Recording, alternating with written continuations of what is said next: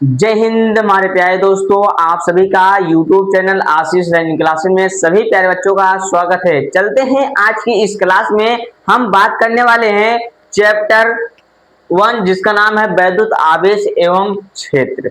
ठीक, देखिएगा इस चैप्टर में हम आपका आज तीसरा क्लास है। अगर जो भी प्यारे बच्चे हमारे पहले और दूसरे क्लास को नहीं देखे होंगे चाहे उसको जाकर पहले देख लीजिएगा, तब इस क्लास को आप देखोगे तो आपको शानदार अच्छे से एकदम मतलब चैन की जिंदगी को आपको अच्छे से समझ में आने वाला है। तब आप समझोगे एकदम बेहतरीन से। ठीक, बात समझ में आ रही है हमारी। हमारा कहने का तात्पर्य है कि आप अगर उस दोनों वीडियो को देख लोगे तो अगर इसको समझोगे तो और अच्छे से समझ में आएगा। लेकिन अगर आपको ऐसा नहीं है कि इसको देखोगे तो नहीं समझ में आएगा, समझ में आएगा, लेकिन पर आपको अगर बेसिक देख रहे होगे तो और अच्छे से समझ में आएगा। ठीक, चलते हैं बिना देरी करते हुए आज की क्लास को स्टार्ट करते हैं। ठीक, देखिएगा बात करते हैं। देखिएगा हमारा जो आज का पॉइंट है दो आवेशों के बीच तीसरे आवेश को कहां रखा जाए कि दोनों आवेश संतुलित अवस्था में हो। ठीक, कहां पर देखिएगा दो आवेशों के बीच तीसरे आवेश को कहां रखा जाए कि हमारा जो आवेश हो संतुलित अवस्था में। ठीक, तो देखिएगा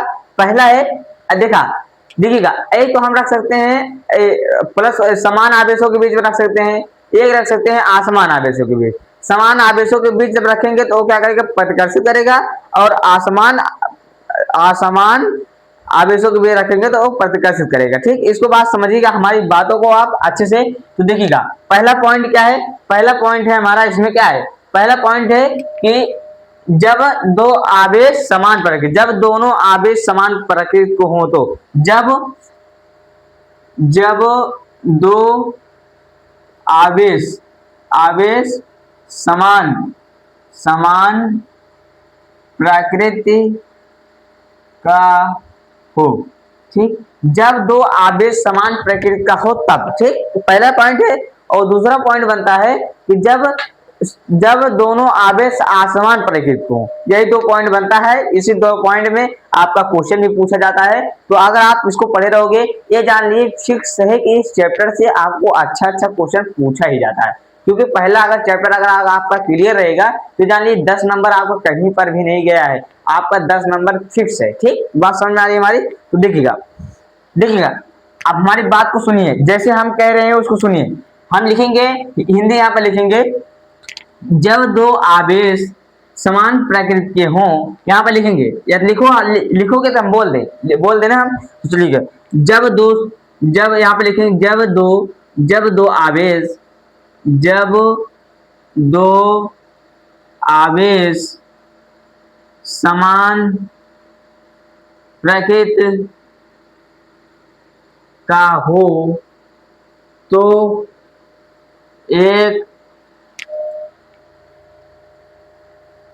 तीसरे आवेश को उन दोनों आवेशों के बीच रखा जाएगा। ठीक, अभी तो समझ में आया। देखिएगा जब दो समान प्रकृति के आवेश हो तो उनके बीच में मतलब जब दो आवेश समान प्रकृति के हो तो उनके बीच जब दो समान प्रकृति के आवेश हो तो उनके बीच हम तीसरे आवेश को उनके बीच में रखेंगे। ठीक, जब समान प्रकृति के आवेश हो तो उनके बीच में रखेंगे, और जब असमान प्रकृति के हो तो उनके बाहर रखेंगे, यानी किसी पर भी। ठीक, चाहे इस तरफ रख दें चाहे इस तरफ, तो संतुलित अवस्था मतलब कि हमको दोनों आवेशों का क्या करना है, संतुलित अवस्था में। अगर ऐसे है तो ऐसे ही रहना है, ये नहीं कि ऐसे करे इधर उधर भागना नहीं, हमको संतुलित अवस्था में रखना है। संतुलित अवस्था का मतलब है कि जिस स्थिति में उसी स्थिति में रहे। ठीक, बात समझ आई हमारी। चलते हैं अब डेरिवेशन की ओर चलते हैं। तो देखिएगा जैसे कि हम आपको दिखा दें कि देखिएगा जैसे हमारा मान लो पहला आवेश Q1 हो गया और दूसरा आवेश क्या हो गया, Q2 हो गया। ठीक, ये हमारा दो आवेश हैं।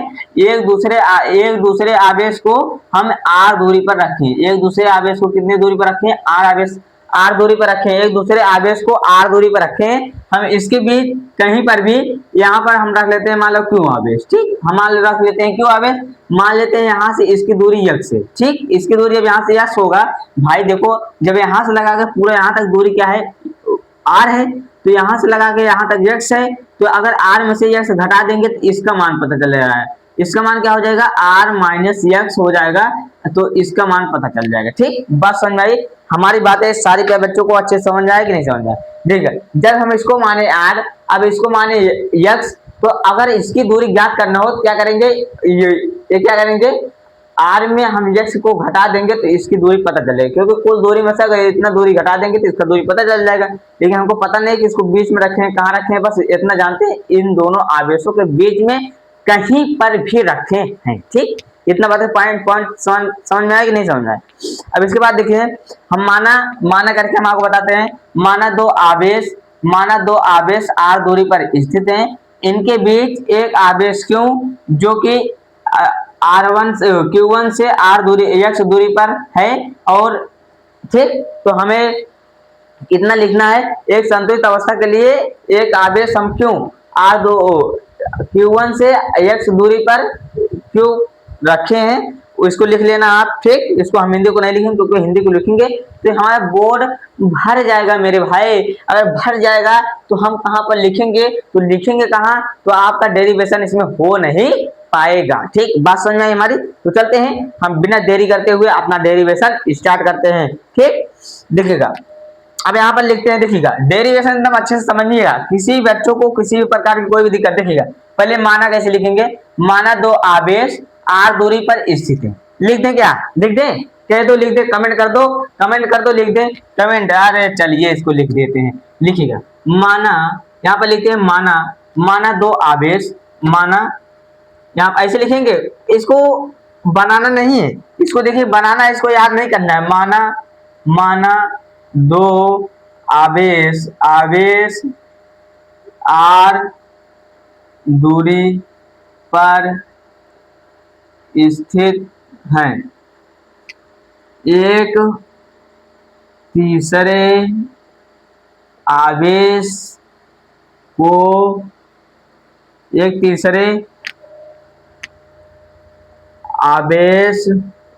को संतुलित अवस्था के लिए इसके बीच q1 से r दूरी पर q1 से x दूरी पर स्थित है। ठीक, बस ना रखना है, बस इतना ही आपको माना, इतना लिखना है। ठीक, इतना अगर माना लिख दोगे तो आपका जो क्या रहेगा, जो आपका यानी कि जो आपका बोर्ड में कॉपी जो चेक करने वाला रहेगा, एकदम दिल खोल के आपको नंबर देगा, दिल खोल के नंबर देगा आपको। ठीक, चलते हैं इसके आगे समझते हैं। देखिएगा, तो आपको पहले पढ़ना है क्या, Q1 से Q तक, Q1 से Q के बीच में लगने वाला बल। ठीक, अब देखिएगा, अगर हम दो आवेश को पकड़ेंगे तो उसके देखिएगा, जैसे मान लो कोई आवेश है, ये कोई आवेश है, इन दोनों आवेश को मान लो ऐसे पकड़े, अब इनके बीच कोई बल लगेगा ना, इन्हीं के बीच में जो बल लग रहा है पहले हम इसको ज्ञात करेंगे, उसके बाद हम पकड़ेंगे फिर Q को, फिर पकड़ेंगे Q2 को, तो Q2 को रखेंगे, इनके बीच कितना बल लग रहा है इसको देखेंगे। तो एक संतुलित अवस्था के लिए हम क्या करेंगे, इन दोनों को बराबर कर देंगे। बराबर करने के बाद मेरे भाई इसका आपका जो इसके बीच कितने दूरी पर रखना पड़ेगा कि आपका जो बल हो वो संतुलित अवस्था में आ जाए। तो मेरे भाई हम पे विश्वास कीजिए, आपको बताते हैं कि x का मान ऐसे ज्ञात करेंगे तो कोई जान ही नहीं पाएगा कि x का मान ज्ञात कर रहे हैं, y का मान ज्ञात कर रहे हैं। चलिए देखते हैं, देखते हैं, देखिएगा लिखते हैं Q1 व Q के बीच लगने वाला बल, ठीक, देखिएगा हम यहाँ पे लिखेंगे Q1 से Q के बीच लगने वाला बल। देखिएगा, पढ़ाई के साथ अगर मस्ती नहीं करोगे ना मेरे भाई तो समझ में नहीं आएगा। अगर क्लास ऐसे है जैसे हम आपको पढ़ा रहे हैं, कुछ ना कुछ पॉइंट में थोड़ा मजा ले लेना चाहिए, क्योंकि अगर मजा नहीं लोगे मेरे भाई तो क्लास थोड़ा बोरिंग लगता है। क्या लगता है? बोरिंग लगता है। ठीक, थोड़ा सा हंसी मजाक करते रहो ताकि क्लास थोड़ा सा ऐसे बीत जाए कि पता ही नहीं चले। ठीक, चलते हैं, देखिएगा इसके बाद देखिए Q1 व Q के बीच में लगने वाला बल। ठीक, तो देखिएगा हम Q1 एवं क्यू के बीच लगने वाला बल हम आपको पढ़ाए थे, क्या पढ़ाए थे, तो क्या पढ़ाए थे देखिएगा। हम आपको बताए थे कि यह बराबर होता है 1/, देखिएगा ये हम पहला ज्ञात कर रहे हैं तो यहाँ पर F1 लिख देना।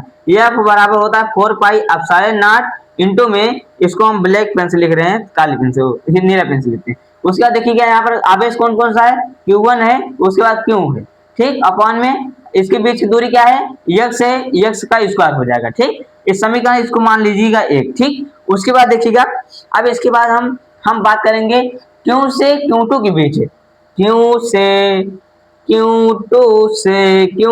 Q2 के बीच में लगने वाला बल, ठीक। देखिएगा Q से Q2 के बीच में लगने वाला बल, ठीक, इसको पढ़ेंगे ध्यान से।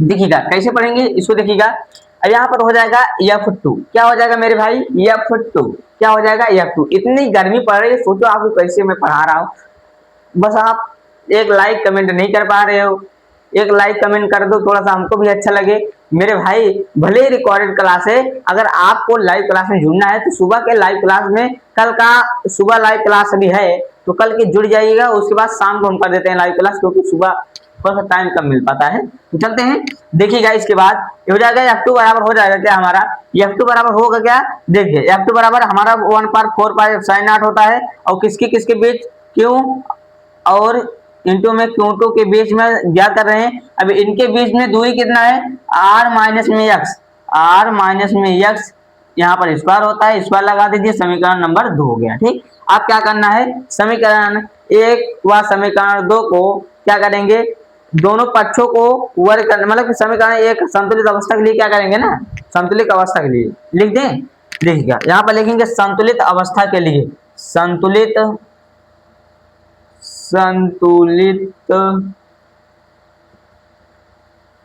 अवस्था, देखिए थोड़ा सा हिंदी गलत हो जाती है, कोई दिक्कत नहीं,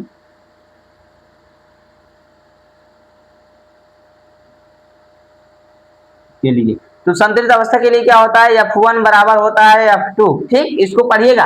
संतुलित अवस्था के लिए क्या होता है, F1 बराबर हो जाता है F2 के, ठीक, इसको बात हमारी समझिएगा, F1 बराबर हो जाता है F2 के, ठीक। तो यह देखिएगा, अब इधर समझिएगा, हमारी बातें अच्छे से समझिएगा।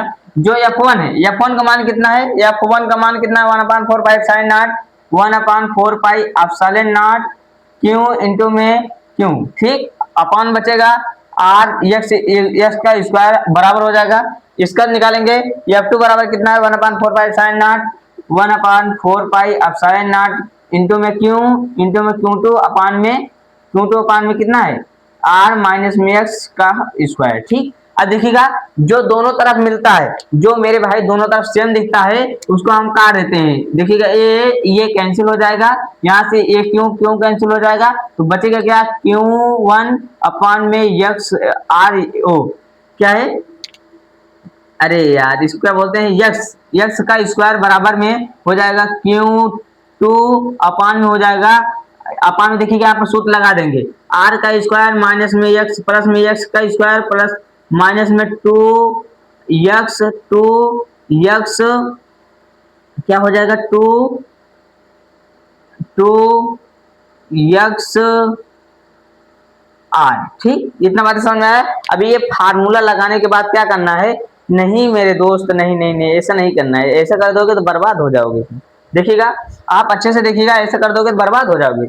इसके आगे देखिएगा, आप बेहतर से देखिए, अगर ऐसा करोगे तो आप बर्बाद हो जाओगे, तो इसको नहीं करना है। देखिएगा यहाँ पर क्या करना है आपको, इतना करना है, इतना समझ में आया कि नहीं समझ में आया, इतना समझ में आ गया होगा ना। इसके बाद क्या करना है, जो चीज बचा है, यानी आपका बचा है Q1 अपान में यक्स का स्क्वायर बराबर बचा है Q2 अपान में r माइनस यक्स का स्क्वायर, ठीक। अब यहाँ से करना है, दोनों पक्षों का वर्ग करना है, वो दोनों पक्षों का रूट ले लेना है, क्या लेना है, दोनों पक्षों का क्या करना है, रूट लेना है।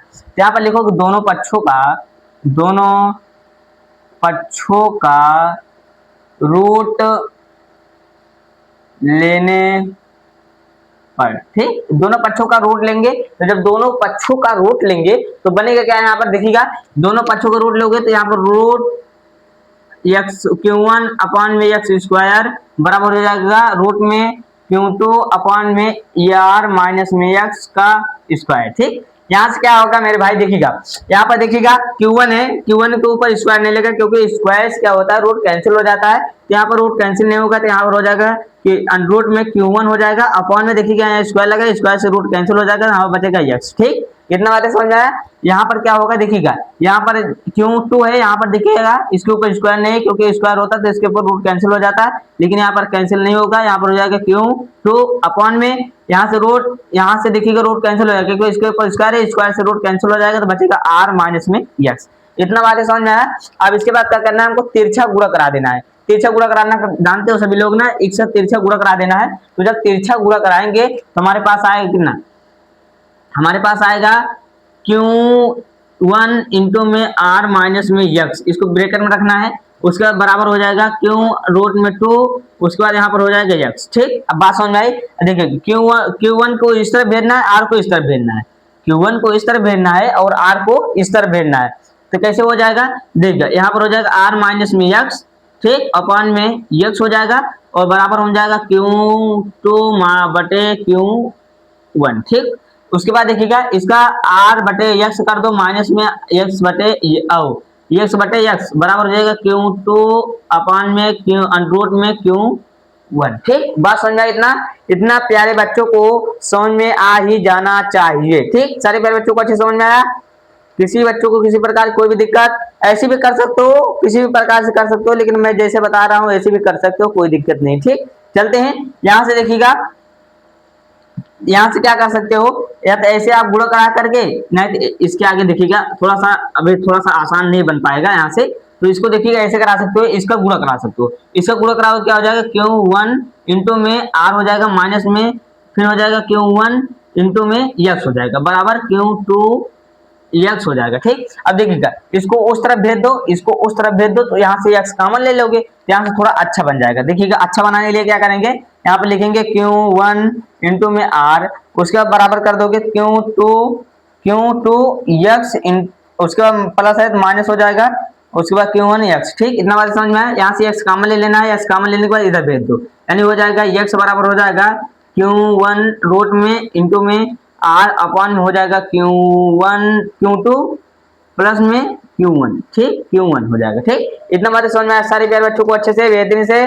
देखिएगा यही आपका उत्तर है। अगर हम क्या करेंगे, यही x का जो मान था, x का मान हमको ज्ञात करना था, तो x का मान ज्ञात हो चुका है। ठीक, अगर इसी x के मान पर हम Q और r का जो मान हमको दिया रहेगा, दूरी उसके बीच में अगर वही रख देंगे, तो वही रखने के बाद हम क्या कर सकते हैं, जब दो आवेश समान प्रकृति हों तो उनके बीच के मतलब तो उनको अस्थायी लिए संतुलित अवस्था के लिए हम क्या करेंगे, इतना दूरी पर अगर रख देंगे तो क्या होगा, हमारा जो आवेश होगा वो संतुलित अवस्था में रहेगा। ठीक, चलते हैं। जो भी प्यारे बच्चे अगर इसको चाहते हो कि आप इसको स्क्रीनशॉट ले लो, तो आप इसकी स्क्रीनशॉट ले सकते हो। चलिएगा अब हम देखते हैं दूसरे, जब दोनों आवेश जब विपरीत प्रकृति हो, यानी विपरीत प्रकृति मतलब समझ रहे हो, यानी जब दोनों आवेश क्या हो, समान प्रकृति ना हो, जैसे कि एक माइनस हो एक प्लस हो, तब उस आवेश को हम कहाँ रखें कि ताकि हमारा आवेश का संतुलित अवस्था, यानी एक तीसरे आवेश को कहाँ रखा जाए कि हमारा जो आवेश हो वो कैसा हो, संतुलित अवस्था। ठीक, बात समझ में आ रही हमारी बातें अच्छे से, तो आप हमारी बात समझिए। ठीक, तो देखिएगा जैसे देखिएगा मान लो -q आवेश एक है, -q आवेश 1 और देखिए आवेश तो समान नहीं है, लेकिन ये विपरीत प्रकृति का है। देखिए दूसरा आवेश क्या है, दो आवेश, ये प्लस में है और ये माइनस में। ठीक, मान लो दो आवेश है। ठीक, इन दोनों आवेशों के बीच में डिस्टेंस यानी दूरी कितना है, दूरी हम मान लेते हैं r है। ठीक, मतलब कि दोनों आवेश माना दोनों आवेश माना दो आवेश -q1 व q2 है। ठीक, ऐसे आपको मान लेना है, जो कि दोनों r दूरी पर स्थित हैं। उसके बाद Q2 से x दूरी पर, Q2 से कितने दूरी पर, x दूरी पर एक आवेश को मैंने क्यों रखा, कौन सा आवेश क्यों रखा, इन दोनों आवेशों को मतलब कि अस्थायी होने के लिए, यानी कि ये दोनों अस्थायी क्या रहे, संतुलित अवस्था में रहने के लिए, यानी कि संतुलित अवस्था में रहे, जिसके लिए हम एक तीसरे आवेश को बाहर रखेंगे, इसके बाहर रखेंगे। इसके अंदर कब रखेंगे, जब दोनों आवेश समान रहेंगे तो इसके अंदर रखा जाएगा, जब दोनों आवेश समान नहीं रहेंगे तो इसके बाहर रखा जाएगा। ठीक, बात समझ में आई। अगर बात की जाए कि इन दोनों आवेश यहाँ से लगा करके यहाँ से लगा करके यहाँ तक कितनी डिस्टेंस है, यहाँ से मतलब डिस्टेंस मतलब दूरी होता है, यहाँ का दूरी यहाँ का दूरी जोड़ लो, यानी r प्लस में x। ठीक, तो ये हमारा इसका दूरी हो गया। अगर बात की जाए Q2 से Q तक दूरी हमारे x। ठीक, बात समझ आई ना। अब यहाँ पर अगर लिखना चाहो तो देख लो, लिखना चाहो हिंदी लिख सकते हो, हम वो दे रहे हैं लिखने। माना दो आवेश विपरीत प्रकृति के हैं। ठीक, एक तीसरे आवेश को जब हम दो आवेश विपरीत प्रकृति के हों तो उनको अस्थायी रखने के लिए हम एक तीसरे आवेश को इन दोनों आवेशों के बगल में यानी इसके बाहर रखेंगे। ठीक, इतना लिखना है आपको ऊपर में। अगर आप लिखना चाहो तो लिख लेना, नहीं तो हम डेरिवेशन होता है, डेरिवेशन मोस्ट इम्पोर्टेंट होता है, इसलिए हम हिंदी नहीं बताते हैं, हमको हिंदी बताने में थोड़ा बेकार लगता है। लेकिन हाँ, हम आपको ट्रिक बता रहे हैं ना, हम जैसे बता रहे हैं, आप चाहो तो लिख। ठीक, अगर चाहो अगर कॉपी कलम लेकर बैठो तो लिख सकते हो। ठीक, कोई दिक्कत नहीं। तो जैसे बता रहे हैं लिखिएगा, तो ऐसे लिखना है आपको, माना दो आवेश, अभी इसके बाद माना लिखना है। अगर इसको लिखना है जब दो आवेश विपरीत प्रकृति के हों तो उनको कैसे संतुलित अवस्था में रखा जाए। अगर इसका हिंदी लिखना हो तो इसका लिखना है कि माना दो लिखना है जब दो विपरीत प्रकृति के आवेश एक दूसरे को संतुलित अवस्था में रखने के लिए एक तीसरे आवेश को हम दोनों आवेशों के बाहर रखेंगे। बाहर रखने पर हमारा आवेश क्या होगा, संतुलित अवस्था में रहेगा। ठीक, उसके बाद अब इसके बाद माना लिखना है। यहाँ पर चाहो तो माना आप लिख सकते हो।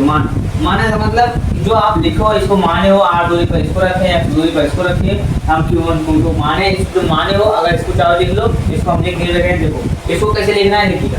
आप लिखोगे माना दो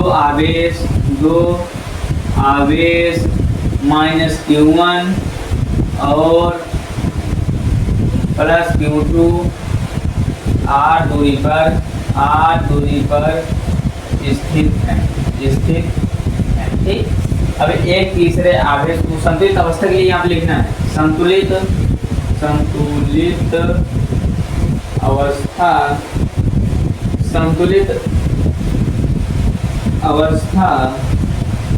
के लिए एक तीसरे आवेश को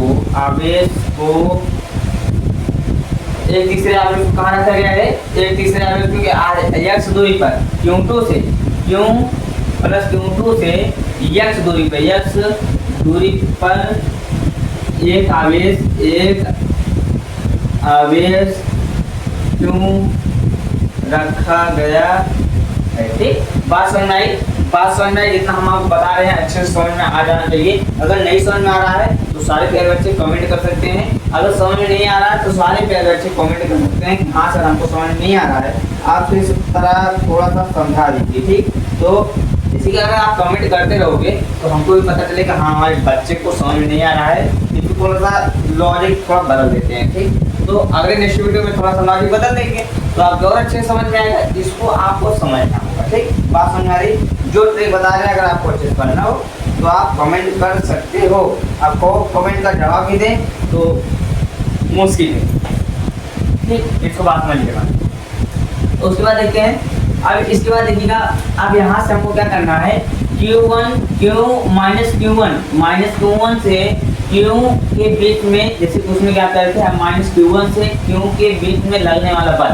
अब इससे कुछ बल लगेगा ना, बल लगेगा नहीं, बल लगेगा तो वो भी कितना लग रहा है बल वो भी लगेगा। ठीक, तो अब लिखेंगे माइनस Q से Q1 से Q तक, क्योंकि माइनस Q1 से क्योंकि माइनस Q1 क्यों के बीच लगने वाला बल। ठीक, माइनस Q1 से व Q के बीच में लगने वाला बल। तो देखिएगा जब माइनस Q1 व Q के बीच लगने वाला बल कैसा लगता है, देखिएगा इसको समझिएगा। इसके बीच लगने वाला बल कैसे होता है, F बराबर इसको मान लेते हो F1, उसके बाद हो जाएगा 1/4 पाई एप्सिलॉन नॉट। ठीक, अब हम कौन सा ले रहे हैं, Q1 और Q के बीच में ना, तो Q1 और Q के बीच माइनस Q1 इंटू में क्यू। ठीक, अब यहाँ पर माइनस रखा जाएगा कि नहीं रखा जाएगा, इसको सबसे बड़ी समझने की सबसे आवश्यकता है। यहाँ पर देखिए जो पहला चैप्टर है, पहले चैप्टर में यहाँ पर माइनस नहीं रखा जाता है। ठीक, इसको बात समझ लीजिए, पहले चैप्टर में माइनस नहीं रखा जाता है, मतलब कि इसको चिन्ह के अनुसार, मतलब कि इसके प्रकृति के आधार पर नहीं रखा जाता है, बस आपका वैल्यू क्या है वैल्यू रखा जाता है बस। ठीक, उसके बाद इन दोनों आवेशों के बीचों में दूरी कितना है, r प्लस एक्स, तो r प्लस में x का स्क्वायर। ठीक, समीकरण नंबर 1 हो गया। ठीक, बात समझाई अच्छे से। उसके बाद देखिएगा प्लस में Q2 हुआ Q के बीच लगने वाला बल। ठीक, प्लस क्यू से क्यू के बीच में लगने वाला बल। ठीक, प्लस क्यू से क्यू के बीच में लगने वाला बल, इसके बीच में F2 हो जाएगा बराबर 1/4 पाई एप्सिलॉन नॉट इंटू में Q1 है तो Q1 अब Q सॉरी यहाँ पर देखिएगा, यहाँ पर Q2 है तो यहाँ पर Q2 लिखिए इंटू में Q, उसके बाद इसके बीच की दूरी क्या है, इसके बीच की दूरी क्या है, x है, तो यहाँ पर हो जाएगा x का स्क्वायर। ठीक, इतना बात समझ आया। अब इसको मान लेना समीकरण नंबर 2। दिख रहा है कि नहीं? अगर नहीं दिख रहा है तो आप कमेंट करोगे, अगर नहीं दिख रहा है यहाँ पर तो कमेंट कर दीजिएगा, हम बता देंगे। ठीक, यहाँ पर दिख रहा है कि नहीं, इनको देख लेते हैं हम। अगर नहीं दिख रहा है तो बताइएगा, कमेंट कर दीजिएगा, हम बता देंगे। ठीक, देखिएगा नहीं दिख रहा है ना, यहाँ पर नहीं दिख रहा है ना, तो हम इसको इधर एक बार फिर से लिख देते हैं। उधर लिखा क्या गया है, इस तरफ फिर से लिख देते हैं। देखिए लिखा गया है F2 बराबर लिखा गया 1/4 पाई एप्सिलॉन नॉट इंटू में Q2 गुणा में Q अपॉन में लिखा गया x स्क्वायर। ठीक, इतना लिखा गया है। अब इसके बाद देखिएगा, इसके बाद क्या करना है, समीकरण नंबर 1 समीकरण नंबर 2, इसको मान लेते हैं समीकरण नंबर 2। तो समीकरण नंबर 1 व समीकरण नंबर 2 मतलब कैसे लिखना है ना, संतुलित अवस्था के लिए ऐसे भी लिख सकते हो। संतुलित अवस्था के लिए आपको क्या करना है, संतुलित